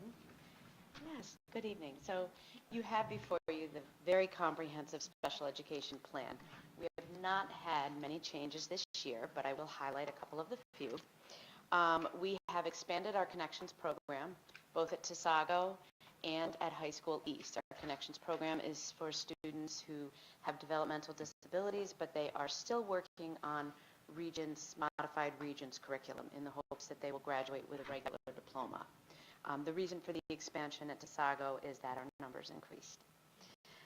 We have, of course, added the MOVE program. I know that you have seen it, not entirely in its completion. We will have a presentation later in the year with regard to the MOVE program. And with the addition of that program, we've added some speech services. We've also added assistive technology services. We had a 0.5 assistive tech specialist. We now have a 1.0, and that might relate to your question before. The person that we have is very skilled, works very closely with IMS in ensuring that students have the software on their devices that they need, text-to-speech or Dragon, naturally speaking, a variety of different programs, and she is really up to date with that support for students. And then we've also expanded our community skills development program, which is our program located at Tallowood for students between the ages of 18 and 21 who have, typically they have walked across the stage and earned a CDOS, the Comprehensive Development Occupational Studies, you know, the acronym. And we have an increased population going through right now. That's still that bubble going through the high school, and it is still continuing even for our students ages 18 to 21. So we had to add some teaching and aid support for that program, which is basically a school-to-work program, working on independent skills. Okay, questions about the special education plan? Great job. Yeah, great. Thank you. Okay, and I am going to wrap up with the AIS RTI plan, the Student Support Services Plan. This is the graphic that we designed last year, and the important thing to really note in this plan is that all of our students are Tier 1. They're the center of everything we do. And we have a number of supports and services that students can access at any point, and often they access more than one service. So for example, a student may require services because they're learning English. They may also require academic intervention services, or they may also require acceleration in certain subjects. Special education and ELL is a big movement this year in terms of professional development and ensuring that we're using the appropriate strategies to assess our students who are learning English who might also have a disability. And there's a lot of legal things involved in that because we want to ensure that we are not saying that a student is disabled when it's really that they're learning English. And that can become very complicated. So that is a big goal in this area. And our continued work with the RTI matrix, which is ensuring that teachers understand response to intervention and that they have at their fingertips the supports and assessment materials that they need to help students. Question about that? Question, do we still do OVAS, or is it? We do a variation of different things. Okay. And one of the things that we learned that, you know, we figure out what the best things out there and then adopt into our environment and make it part of the fabric of the system. And it's fun that you asked that question because I was going to make a comment to say, I shared this graphic when Michelle was working with Kevin and some other folks put it together, some colleagues. And I think certain people on board, we started moving towards like one pager. And this is a powerful document that brings in a lot of very complicated service provisions in a very simple way that someone look at it can really appreciate. And I think Michelle's point, I really want to emphasize Michelle's first point, that every student is here. So this isn't about certain students, this is about every student. And how do we then provide various supports for kids as they're part of our system? And I think it's so important because the conversation we had earlier with the board that talked about how we have moved away from special ed versus general ed to this. This shows exactly what we're talking about. It's about how do we support kids. And so all these conversations ties together. How do we support kids from technology? How do we support kids by supporting teachers? So you can just tell a story. Weave the last 3 plans you put in place. Everything comes right back to the center. And even Joe mentioned before the customer service orientation. It's about who our customers and how we meet their needs, how we evolving as a system to meet their needs. So this is a wonderful thing. Kudos to Michelle because this arena is a complex arena because everyone comes in with unique differences that we have to figure out how they fit into the larger whole all the time. So kudos. This really captures a lot of things. I didn't want people to see it as well. That's a cute graph. It's way more than just a cute graph. In the past, Michelle, I can't remember which meeting it was, forgive me, but some data was shared. What are the trends that you're seeing year over year with this group of kids? Just raw numbers first. With students with disabilities? Yes. We are seeing, and I think we talked about this last year a little bit, I'm sure Mr. DeLallo asked me about this, we are seeing an increase in our students classified as autistic, with autism. We are seeing here at Shenendehowa, we've seen a huge jump in students classified with other health impairments, largely due to the ADHD diagnosis and the impact that has as the Common Core learning standards have increased, and also our expectations have increased. And how is this tied into the wellness initiative? Yes and no, because we have kids who provide specific supports for the child of their specific diagnosis. And I mean, so if you were to see when we do our guidance plan and our wellness, you'll see how, again, all these things are another layer of support, if you will, for kids. So that's why I said it's here we're talking about more of the academic orientation, how do we provide those piece of it. Then the wellness, in particularly how we have even revamped guidance. And at some point, we have a plan. I think it's after the turn of the new year. We'll talk about guidance, and you think you'll get a real appreciation of when we transition to a K-12 perspective. And tied into that is some of those kind of things, Michelle, because of her background expertise, and also because of the connection with special ed, has been working very closely with some of the same people, the psychologists, the counselors that provide supports for special education students, or in some cases providing some support for kids who just need just general wellness support. I'm just kind of generically saying that, not to minimize it. So it layers into that sequence of it.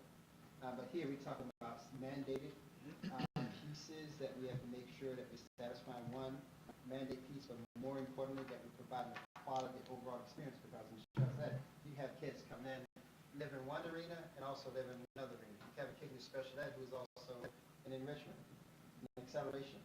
So how do we provide those supports in ways that's appropriate for that child? So that's where the compliance piece kind of forces us to always think about how those pieces fit together.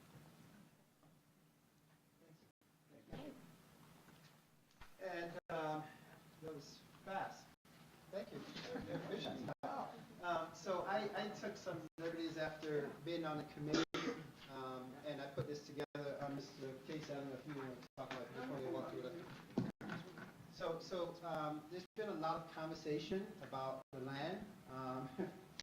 Really? No. I don't recall that. It's been quiet. What are you talking about? And so what I just want to try to provide is a quick little overview. One, I think it's important for people to know that the actions that the board has taken is within legal stipulations. That certain laws says that we have to do certain things certain ways, and so it's not arbitrary. It's not this. It's not that, all the stuff that people want to say. And so in this case, the sale of the property falls under Section 4 or 5 of the law. A couple things that's worthwhile and important here. One, and I'll just start from the bottom up, because it's probably the most important thing. It requires public approval, hence the referendum. That's what drives the referendum. Because even just today, I was at a soccer game, and somebody said, "Hey, Robinson, why are you going to spend all that money on soccer and on a referendum?" I'm like, are you from Gilliland? Why do you have this conversation? And so, because the law says we have to do it. And so that's one of those kind of things. The prohibition with the town in terms of what the town could use the property for. Under this section of the law, provide those prohibitions. Have access to appraisal. We have gone through appraisal. We have all kind of studies. So if people want them, access to them becomes a huge portion. But also then the board, it gives the board some flexibility in terms of what considerations. And so later on, I'm going to kind of come back to the consideration. So this section of law is the law that drives how we can sell the property in this relationship that we propose it. A couple different pieces, and some of you may see this format before, because we used a similar format when we were doing the last referendum. One is the formal proposal phase, if you will. So a proposal coming from the town, a contract that the town say, yes, we are on board, we are signing this contract. That comes to the board review. We have kind of went ahead because we had a working committee. So the working committee has been talking about this, and the board announced several months back that we're going to have a working committee. So it's been ongoing.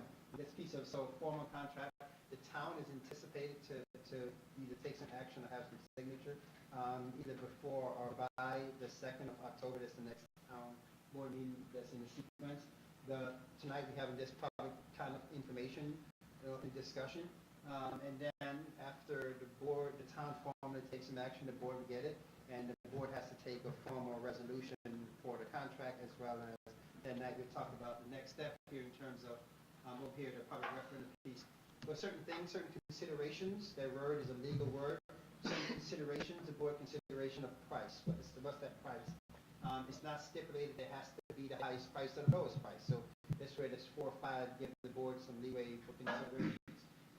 The resolution piece I just mentioned before, that it requires a public vote, so there has to be a resolution. In order for us to do the public vote, we anticipated the board has to take, from a timeline perspective, October 10th. And so people say, why are you doing this now versus then? Well, if we want to do it then, we back the dates up and just do the math, and we have to do it by a certain time in order to satisfy the 45-day notice. And so that's where this piece is coming from. And it's a special referendum. The reason why it's called a special referendum is because it's not in sequence with our uniform vote date, which is in May. So it's special not because it's special because it's different from the sequence of those kind of things. That's a legal stipulation too. So again, it's in terms of sometimes people why we want to use those. So from a public referendum piece, the big trigger for us is the 45-day notice with all public referendums. So we work backwards from that sequence. Having appraisal that people want to look at, which we have. Communications is whenever we do referendum communication piece, so we get gear up communications as we move forward. Getting voting machines. The reason why we do in December versus November is because we can't get voting machines until December. And the reason why we're not doing March, January, February, March is because we get accused of doing it in the worst weather time of the year. So that's where the political piece comes into play. So what's the ideal or better time? The reason why we're not doing it in April, May, because the delay piece becomes another piece that you wonder why you do it then versus those kind of things. So that time frame becomes a piece of it. So then mechanical things we have to do, valid machines, election inspectors, all those things take time. Getting people, getting those things lined up simply takes time. And so we need to have the appropriate time to do so, and that drives subsequently the timeline that we're doing.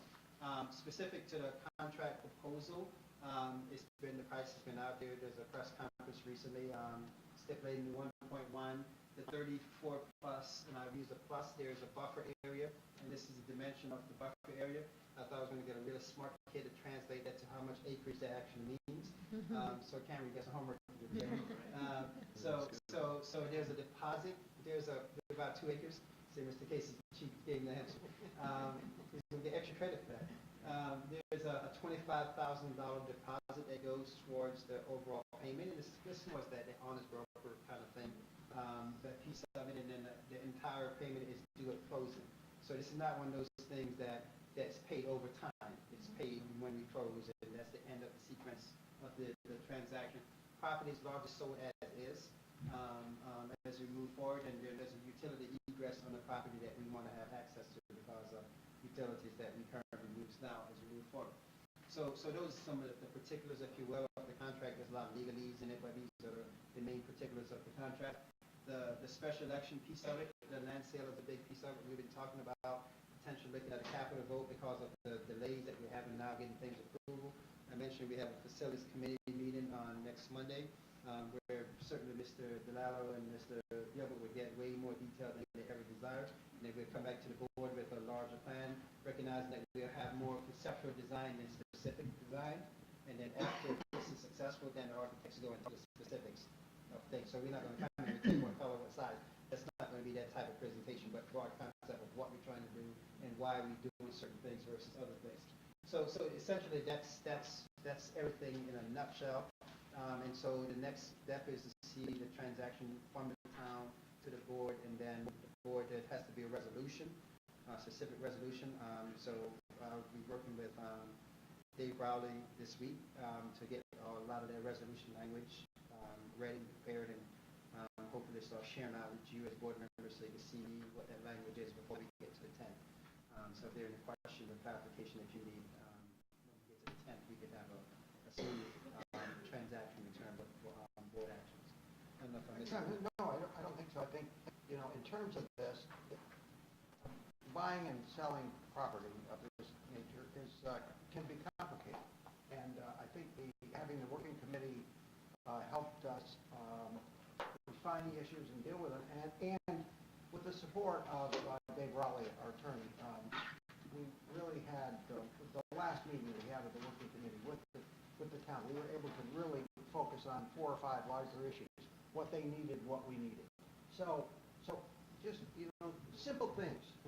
If you're buying, the shed of your next door neighbor and he said, I'm not guaranteeing anything here, they're just selling it as is. That's one thing, when you can put some compound on it, but when you've got a large piece of property like this, we don't want an ongoing liability as it relates to that. So, we've been very clear, this is, for us, an important factor is as is.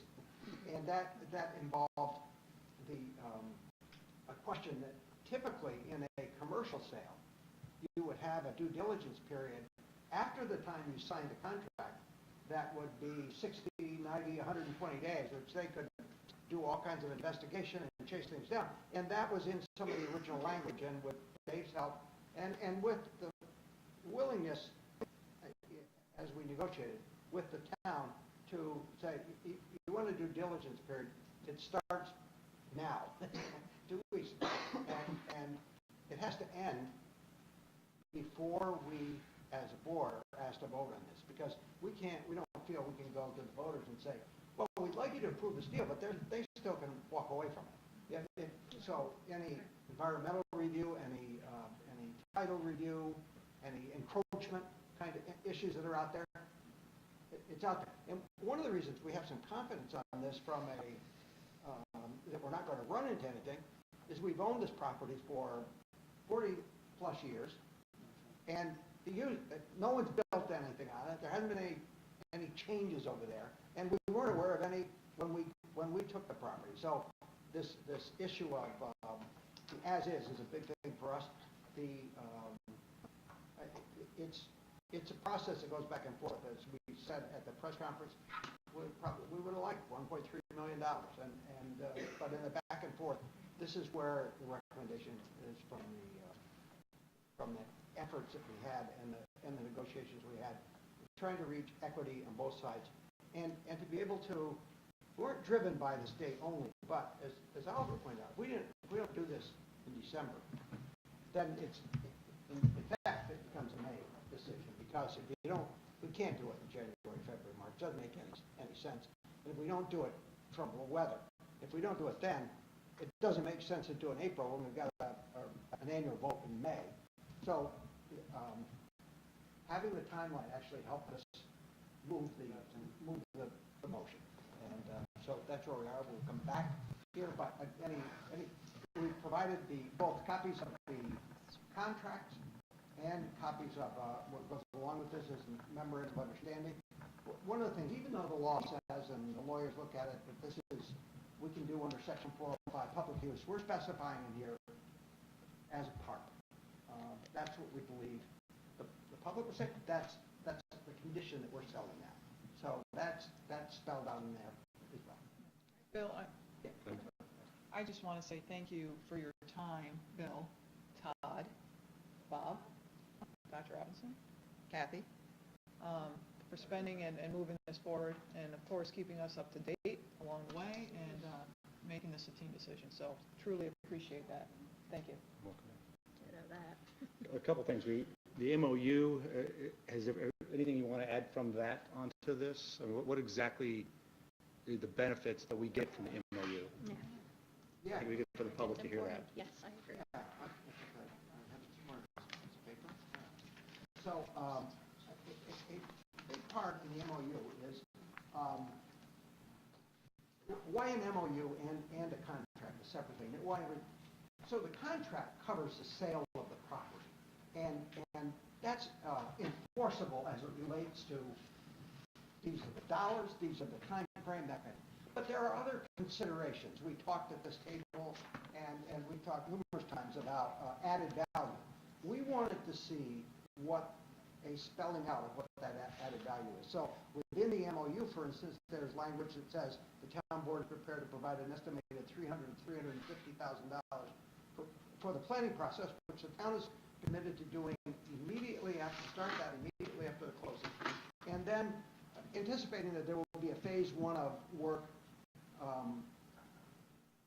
I can tell the town, and we would know from our experience here, if we took on a liability like this, a piece of property, and it's going to be for public use, the first people who would show up would be your insurance carrier, and they'd want the risk managers. They'd walk through and they'd say, well, Mr. Trail, you got to smooth this out. You got to have signage. You can't have people getting lost. You're going to need benches. You're going to need to. So there's an anticipation of a first phase of work in the planning work involving the and including the public, including the district as part of that process. We're invited in. And this initial work, an estimate of $300,000 to $350,000, which they've committed to providing. The other major piece in this is that what's proposed, and this was a back and forth with them, is for both pieces of properties, both the property that we're proposing to sell and the property that we own, the adjacent property, we will have a joint, we haven't come up with a good acronym yet here for Clifton Park Shen Municipal Education Community Committee to collaborate on the use of these properties and on shared use. And I point out the one that to me is the most obvious, and it was obvious at the press conference, and that is if you're going to have a park and you've got a limited amount of acreage and you don't want to go in there whacking away on trees, but you need parking if somebody can get there, because on Moe Road there's probably no access to parking right near this entryway.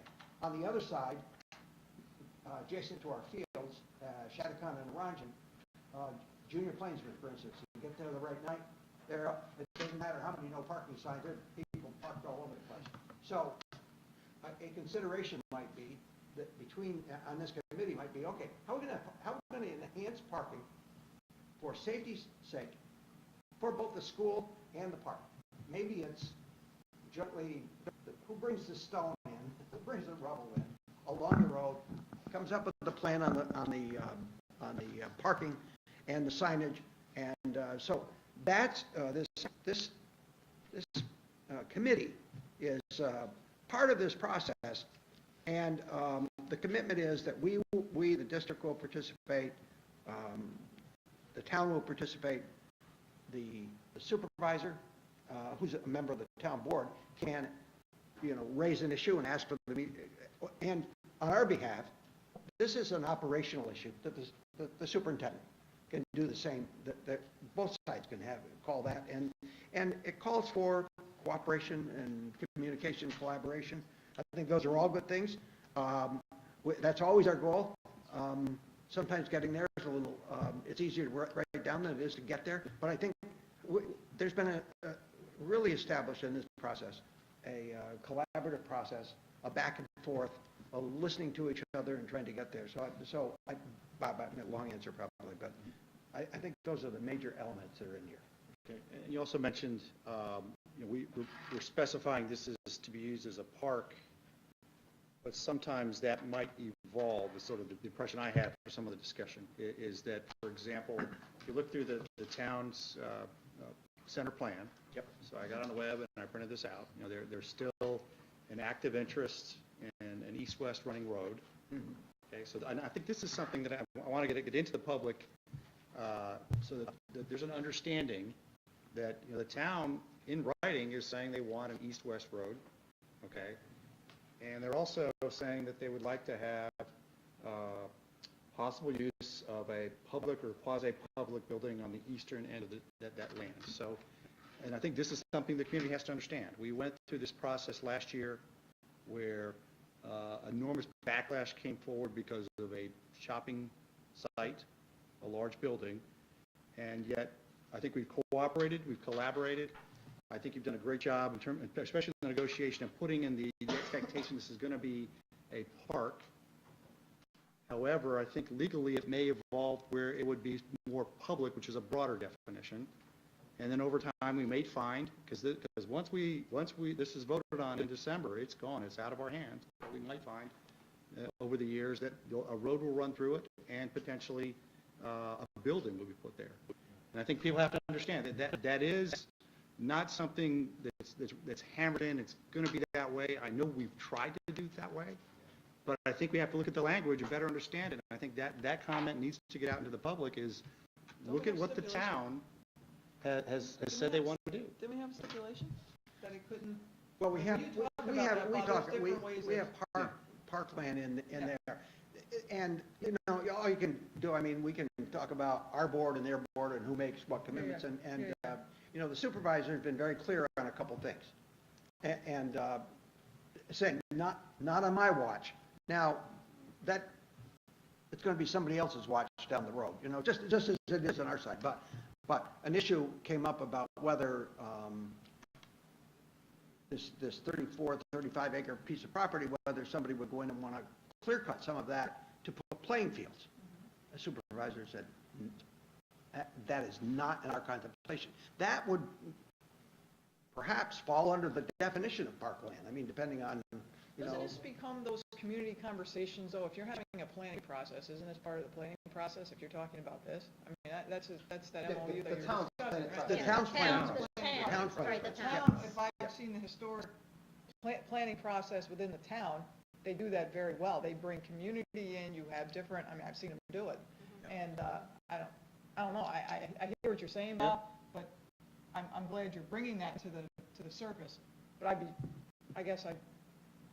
wow, I'd be like, Yeah. wow. I don't see that. Somebody, But- there has been a proposal that was advanced by a local resident to create like a Avenue of the Pines through here.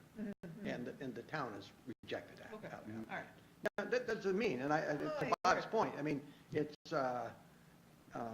in perpetuity, maybe, some of that could happen. I think we've got some limits, we've got some protections as it relates to adjacent to our property. And, we're just going on a good faith between the sides. But Bob is right. I mean, the law says public purpose.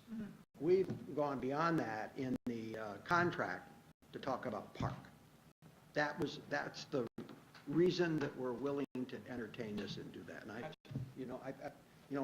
in part, you say, well, we've got to trust the people we're shaking hands with. Well, and we saw the backlash during the first round of this, and I got to think that if that was a plan, at least in my mind, those same people would be speaking up again from that. And I don't mean this rudely when I say it, but at that point, it's not a problem. I mean, once we sell this property, it's the town's property, and we're not in that process.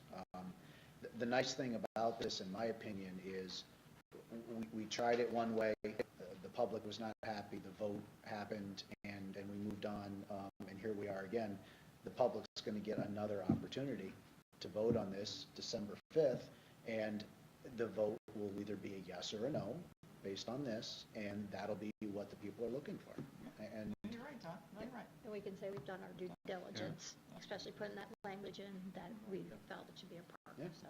I have somewhat of a contradictory opinion. I'd like to air it because I think this is the appropriate forum.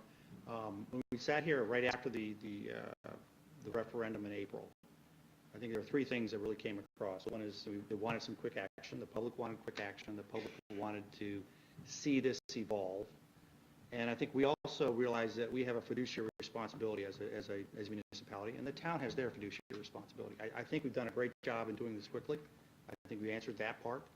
As far as publicly airing the negotiation, I think it quickly by midsummer became very, very private and contained, whereas before that it was done through letters and responses that people got to see.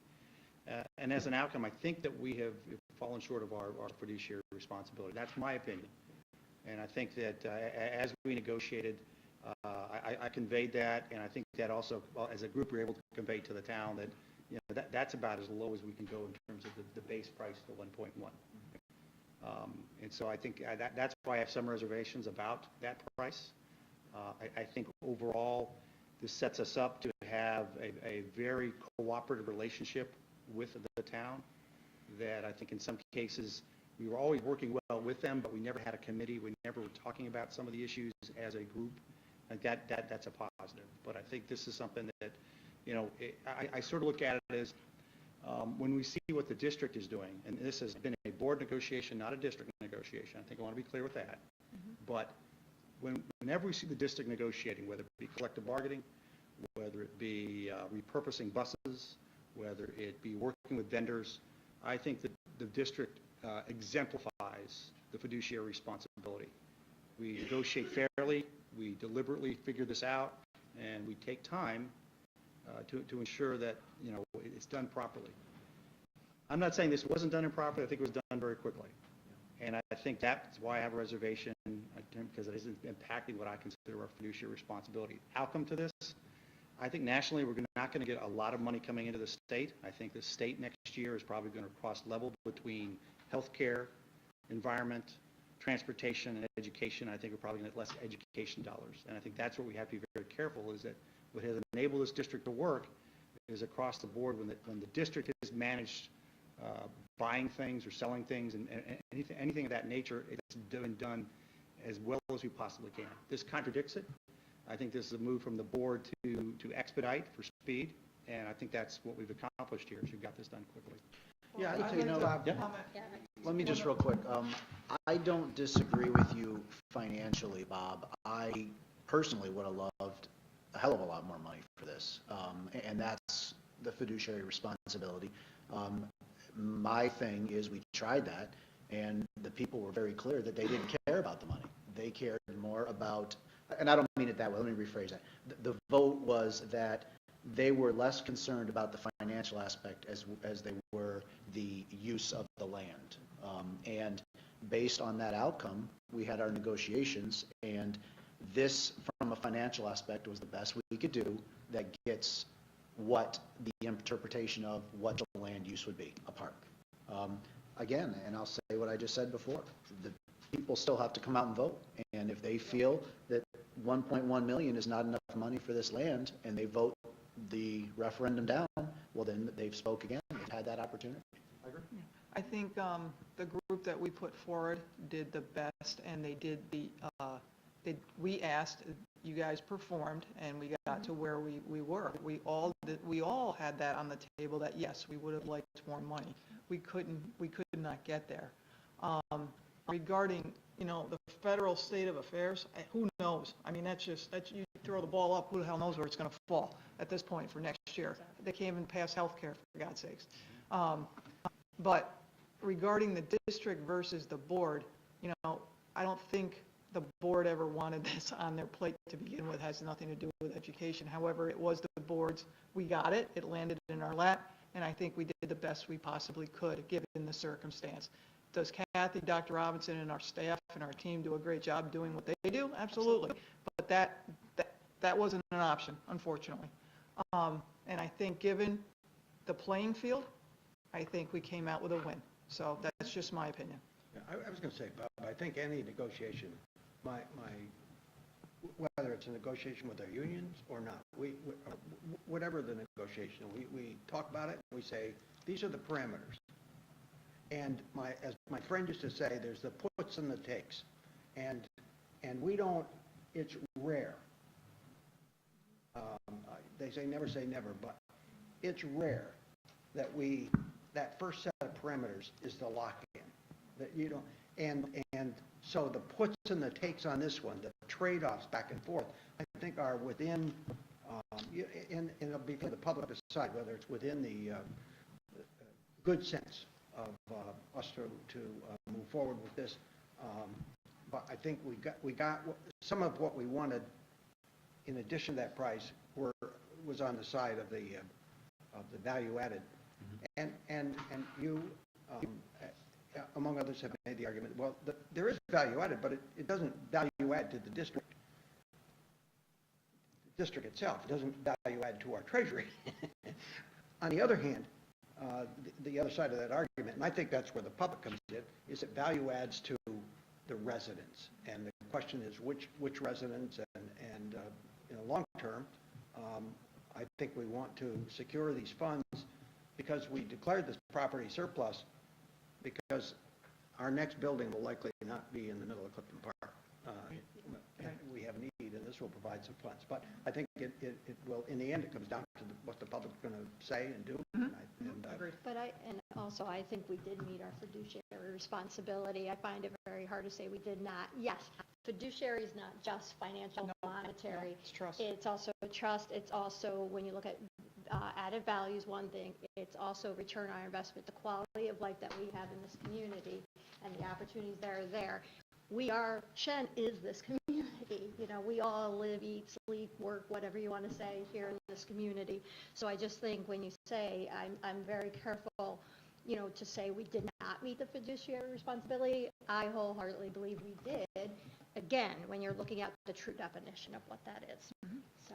Could I just add, I do feel that the benefit does not end. If it were sold to a commercial development, the benefit to the district ends right then and there. But now it continues. We can use it for outdoor classrooms. You can use it for the running teams. There's still use of this land that's right there that can be reached from high school east or the elementary schools of Rancho and Shenendehowa. So there still is this benefit to the district. We still have this land that we can access. It's just we don't have the liability of this land. Well, we'll let the public decide. Absolutely. More time, they get one Vote shot. on it.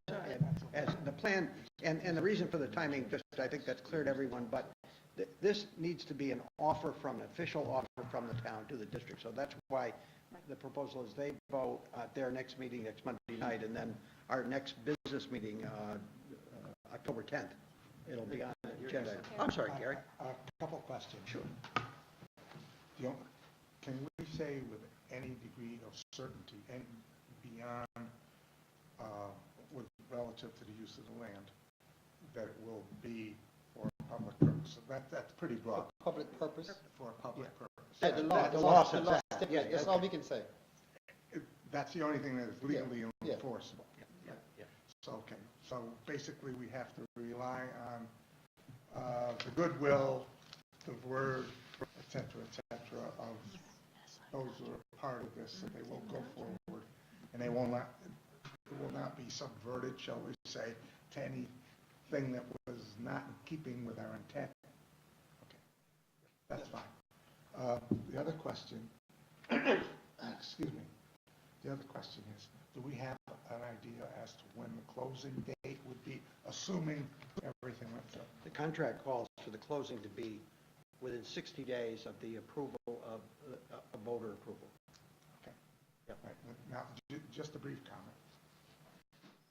I've been involved in a lot of negotiations, and as you pretty much characterized it, you generally go in with a group of what you hope for, and so does the other side. And generally, I've never seen it where either side got everything that they wanted. Never. The degree to which you have committed yourself, your expectations, your mindset, have you, as you go in, may have some effect on how successful ultimately you are. For instance, if the mindset is, we are going to see that the town gets this, and the price is secondary, I think you'll wind up with less money than if you say, we're going to get our money, and if the town is not going to meet this, this is going to drag on, or it's just not going to happen. That's a total different opportunity. But given what we have, so forth, and the reality of negotiations, I believe that, this represents probably where we reasonably could expect it to wind up. As far as value-added stuff is concerned, to the extent that these fees and so forth do not fall on us and come out of our $1.1 million, that's definitely value added. As far as some of the other things, they're a little bit more ephemeral.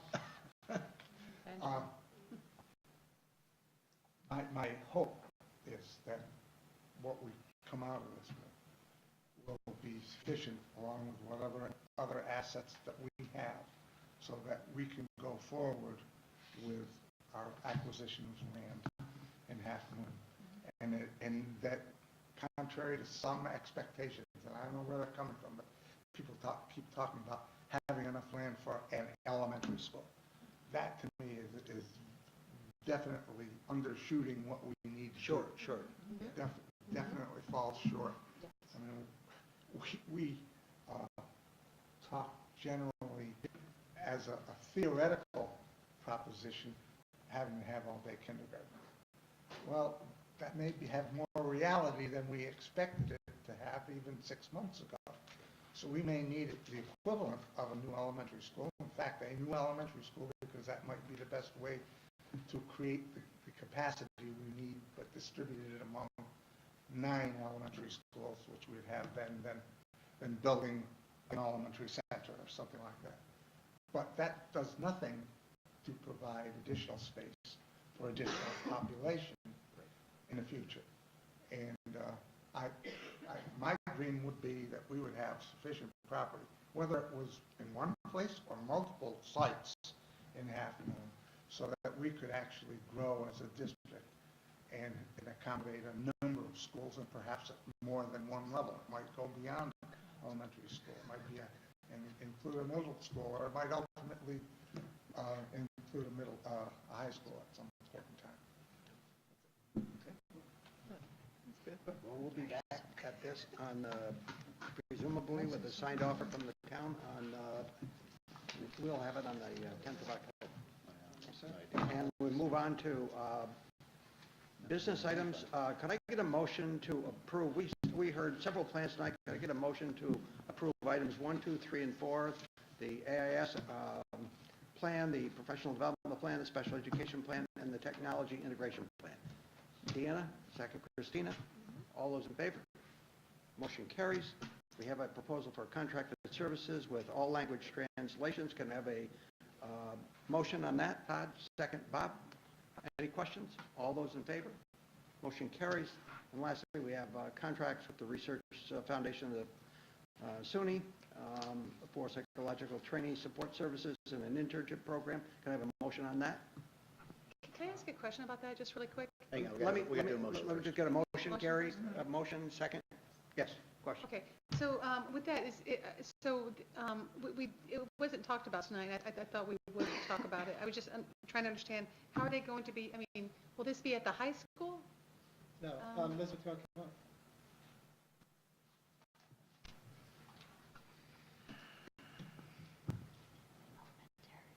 It's elementary. Yeah. Yeah, it's Yeah, it's elementary. Okay. Yes, we use Title I funds to support this program, and therefore the supports go into a Title I school, and we use it in alignment with Title I requirements, which is reduction of class sizes. So we have the interns working. There's a dual benefit. We have to pay for the interns, but what we get is training for our staff in the most cutting-edge university approach to reading instruction. There was reference to a grant. So how is it funded? Because this is just new to me. That's why I'm asking. Yeah. So forgive the questions. No, that's fine. So we use our Title I grant. It's a federal grant, and in fact, I think I will be back So, next month in to do. October, you'll hear about all Yeah. our grants when we do an audit report. Oh, yeah. So that's just. Just hang in Hold it. there. Hold Okay, it. all right. Yeah. Thank you. Okay. Let's see. All those in favor? Motion carries. Welcome back, Jill. Thank you. Thank you for allowing us to recommend some staff this evening.